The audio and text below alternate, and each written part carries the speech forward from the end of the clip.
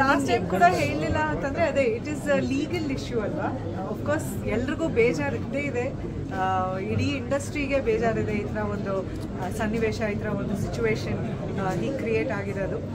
But legal ಆಗಿರೋದ್ರಿಂದ ನಾನು ಏನು ಮಾತಾಡೋಕ್ಕೆ ಅದ್ರ ಬಗ್ಗೆ ಸರಿನೂ ಅಲ್ಲ, ಮಾತಾಡಲೂಬಾರ್ದು ನನ್ನ ಪ್ರಕಾರ. ಸೊ ಲೀಗಲ್ ಆಗಿ ಏನೇನು ನಡೀತಾ ಇದೆ ಅದು ಎಲ್ಲ ಕರೆಕ್ಟಾಗಿ ನಡೀಲಿ, ಕರೆಕ್ಟಾದ ಹಾದಿಯಲ್ಲಿ ಹೋಗಲಿ. ಆ್ಯಂಡ್ ತಪ್ಪಾಗಿರೋರಿಗೆ ನಮ್ಮ ನ್ಯಾಯಾಂಗ ಮತ್ತು ನ್ಯಾಯದ ಮುಂದೆ ಯಾರೂ ದೊಡ್ಡವರಲ್ಲ ಅಥವಾ ಯಾರೂ ಇದಲ್ಲ. ಸೊ ಲಾ ಮುಂದೆ ಎಲ್ಲರೂ ಈಕ್ವಲ್ ಅಲ್ಲ. ಸೊ ಹಾಗಾಗಿ ನ್ಯಾಯವಾಗಿ ಏನು ಅದಕ್ಕೆ ಒಂದು ರಿಸಲ್ಟ್ ಬರಬೇಕೋ ಅದು ಖಂಡಿತ ಬರಲಿ. ಅನ್ಯಾಯ ಆಗಿರೋರಿಗೆ ಒಂದು ನ್ಯಾಯ ಸಿಗಲೇಬೇಕು ಅಂತ ನಾನು ಹೇಳ್ಬೋದು. ಸೊ ಇವತ್ತೂ ಅದನ್ನೇ ಹೇಳ್ತೀನಿ, ನಾನು ಏನು ಮಾತಾಡೋವಂಥದ್ದು ಒಂದು ಏನಂತಾರೆ ಒಂದು ಡಿಸ್ಕಸ್ ಮಾಡುವಂಥ ಒಂದು ಸಿಚುವೇಶನ್ ಅಲ್ಲವೇ ಅಲ್ಲ. ಆ್ಯಂಡ್ ಲೀಗಲ್ ಆಗಿರೋದ್ರಿಂದ ಎಸ್ಪೆಷಲಿ ಇನ್ವೆಸ್ಟಿಗೇಷನ್ ನಡೀತಾ ಇರೋದ್ರಿಂದ I don't think we should talk about it. ಓಕೆನಾ?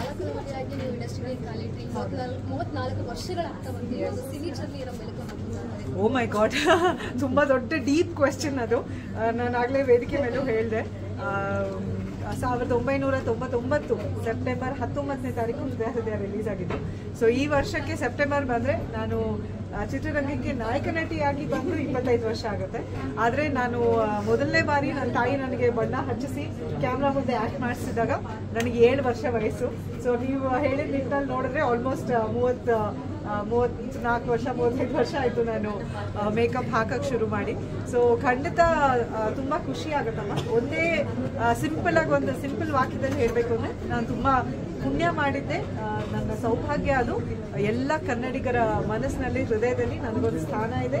ಅನುವಾಗಿ ಅವ್ರು ನನ್ನನ್ನು ಗುರುತಿಸಿ ಒಂದು ಕಲಾವಿದೆಯಾಗಿ ಗುರುತಿಸಿ ಇವತ್ತಿಗೂ ಅದೇ ಪ್ರೀತಿ ತೋರಿಸ್ತಾರೆ. ಅದೇ ನನ್ನ ಸೌಭಾಗ್ಯ, ನನ್ನ ಜೀವನದ ಒಂದು ಸಾರ್ಥಕತೆ ಅದು ನೀಡುತ್ತೆ ಅಂತ ನಾನು